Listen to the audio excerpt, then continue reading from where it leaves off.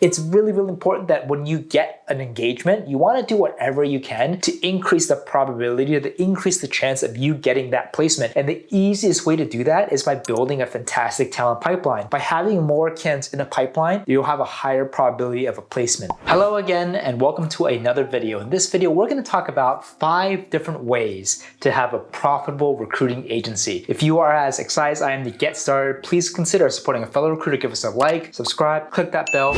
It really means a lot. If you're looking to hire the next great talent for your team, or you're looking for that next dream job, feel free to reach out to me. Me and my team will be happy to help you. But with that said, let's get started. Just to get started, FYI, if you're new here, just a couple things about me. I started my recruiting career almost about a decade ago at a nationwide US staffing agency focused in tech. I quickly became one of the top producers among 300 recruiters nationwide, was able to bill over $500,000 on my own desk, surpassed over $100,000 in billable placements in one single month on my own desk, no handouts. And shortly after, I started my own agency in 2015. First couple years as a solo recruiter, generating over $500,000 again on my own desk. Now, grateful to say, we're able to do multiple 7 figures worth of placements. Just a couple things FYI, everything I'm about to share with you is completely based on my own experience and my own experience only. If you agree, disagree, that's totally cool. My only hope is I'm here to entertain you, give you value, and maybe one day we can partner and collaborate with each other and take it from there. Number 1, don't just focus on one client. I think for a business like recruiting and staffing, it's very easy to be like, wow, I have one amazing client, one cash cow client willing to give me 20, 50, 100 jobs. I don't have to get any new relationships with new businesses for the rest of the year, maybe 2 years, and I can just focus on the candidates. And I totally get it. You know, if you're in that situation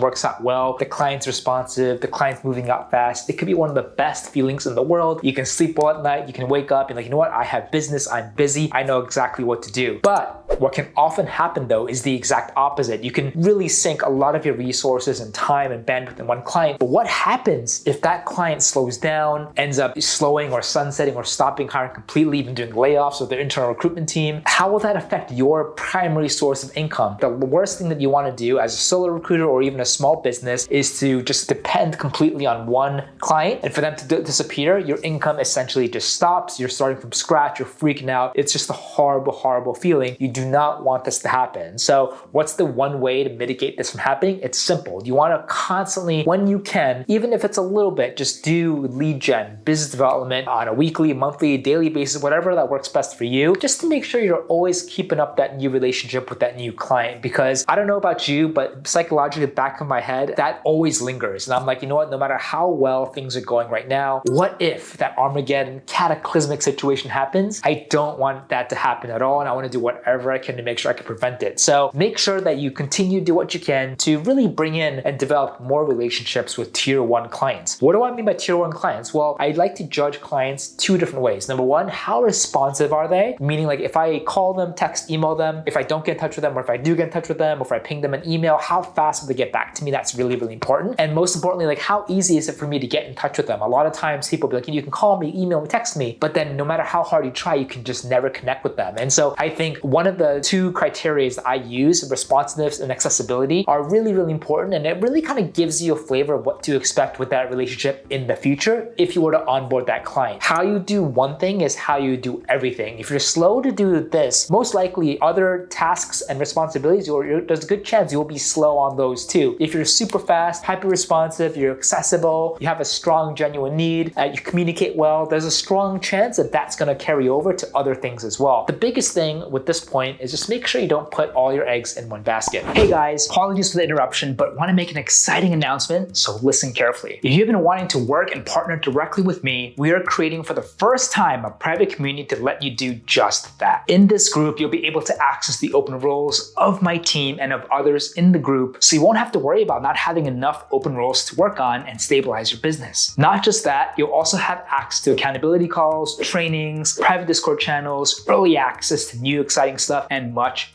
more. This is perfect for all types of recruiters: solo recruiters, part-time recruiters, agency owners, full desk, or those that are more confident either on the sales lead generation client side or the candidate side. If you are very specialized in one market or niche, or you work outside of the US, don't worry, we got your back. I believe that if you have strong recruiting fundamentals and you can confidently identify and qualify top talent based on clear criteria, you can also find tremendous success here as well. While recruiting and staffing is extremely competitive and everyone is protected of their candidates and clients, I believe that we can provide provide more value to candidates, clients, and hiring managers if recruiters work together and collaborate. Candidates will have more job opportunities, clients will have a stronger pipeline of greater talent, and recruiters will be able to make more consistent placements. It's a no-brainer. So if you're interested, please click on the link below. There will only be a limited number of spots open at a given time, so make sure you act quick. Excited to work with you directly and see you on the other side. Number 2 is embrace automation when you can. When you start off as a solo or freelance recruiter, it's totally fine to do things manual. In a sense, you should do that because you want to keep costs low, you want to be lean as possible. And if you're just not like working hundreds of roles, hundreds of clients, hundreds of candidates, it's manageable to do everything manual. And I've done actually the first 3, 4, 5 years of my career completely manual. But I think if you were to kind of look ahead, try to get some time back, try to work smarter in addition to working hard, you want to embrace technology when you can. So as you know, what do I mean by manual? Recruiting and staffing is such a manual job. We do so many things all over the place, a lot of mundane activities over and over and over again, whether it's emailing or reaching out or LinkedIn messaging. There's now amazing software and platforms that you can leverage and you can use to make those touch points, make those actions just a lot more automated. And what happens as a result? You're just gonna get a lot more time back and a lot more clarity freed up in your brain as a result. Less burnout, just fulfillment,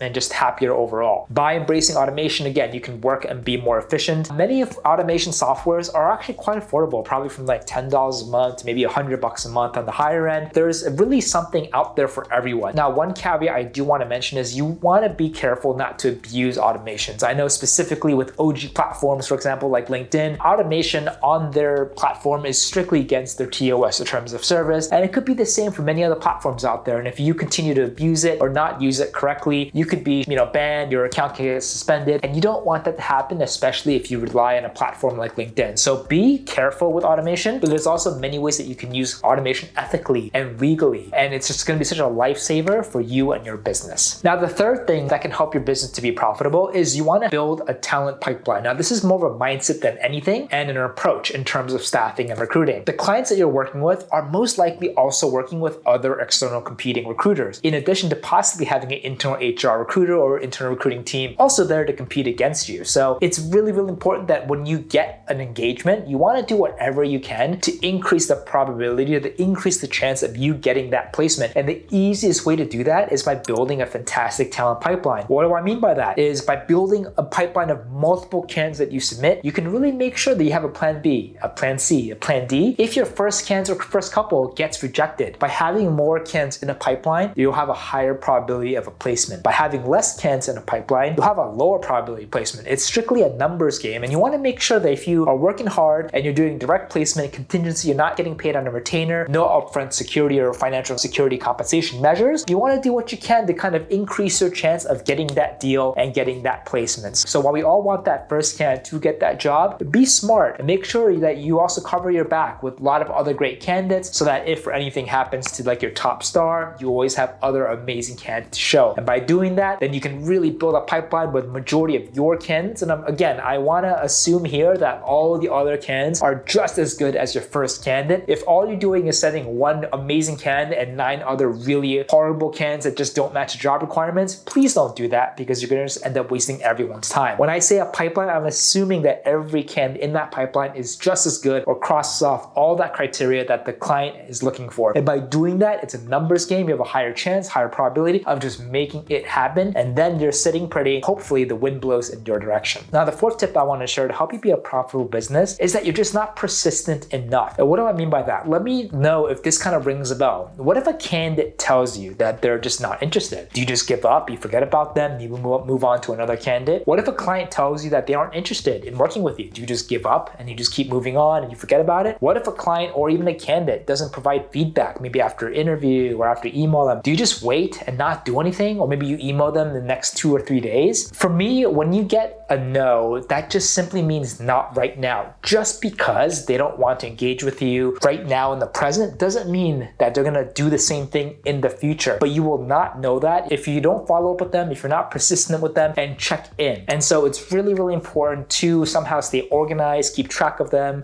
write down a note, integrate with your calendar, have some sort of follow-up sequence that you can do so that you get pinged and be like, oh, maybe I should follow up with this person and see see if they're hiring or see if they're looking for a job. And by you doing that, it'll bring you top of mind to the client, it'll bring you top of mind to the candidate, and it'll increase the chance of you engaging with them. So when it comes to being persistent, this is the closest thing to sales, right? So like no to me always should mean not right now, and you don't want to ever take that personally, right? They have nothing against you. It's just you reached out to them at a bad time. Maybe they just hired someone, maybe they just got a job, or something happened in their personal lives. They're like, you know what? I am just not interested in using any vendors right now or any other services or assistance for my job seeking experience or hiring. So just make sure that you keep that in mind, that it means just not right now, but you have to have some sort of action in the future in place so that you can just re-engage them and capitalize on this lost relationship in the present. Now, the fifth thing that I want to go over is that really to help you have a profitable business is really be more hands-on throughout the interview process. Do you regularly check in with your candidates throughout the interview process? Yes or no? Do you gauge how your candidates' interest changes over time throughout the process? Yes or no? Do you gauge how your candidates' interview process with other interviews change over time? Yes or no? Do you gauge how your candidates' compensation expectations might also have changed or evolved over time? Yes or no? If you answered no to most of these, that's a problem, because then you're really approaching recruiting and staffing kind of like a lottery mindset, like a one and done. Here's one candidate, I'm gonna throw them or submit them to my client and hope for the best. There's a lot of things that you can do between submission and offer to maximize the chance of you getting the offer, you getting your candidate to the final round. And the way to do that is to really be hands-on, by you regularly checking in, by you following feedback, by you regularly sending prep emails. But most importantly, when you have your check-in calls to the candidates, you use that as another opportunity to get them excited about your client. Recruiting and staffing is all about sales. We're reaching out to candidates about a role they most likely never heard about a company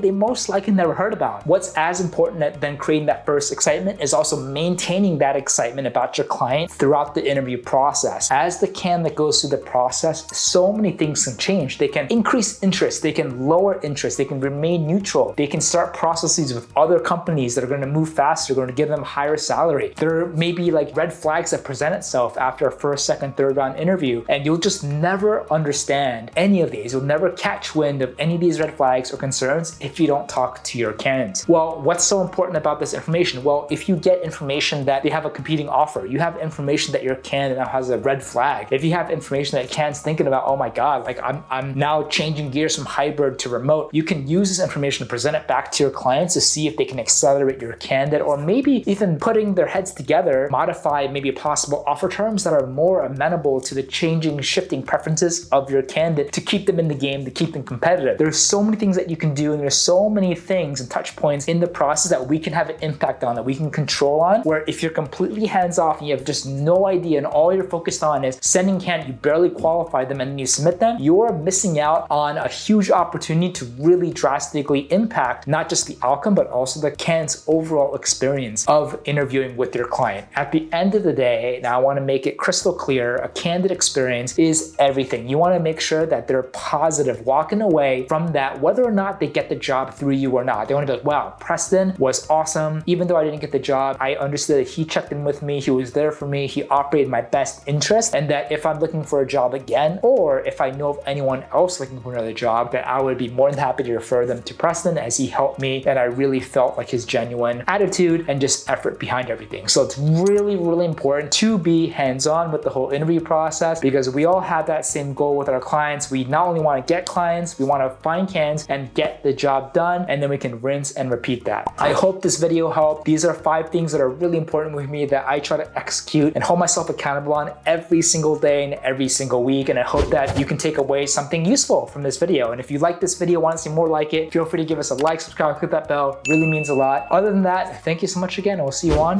the next one.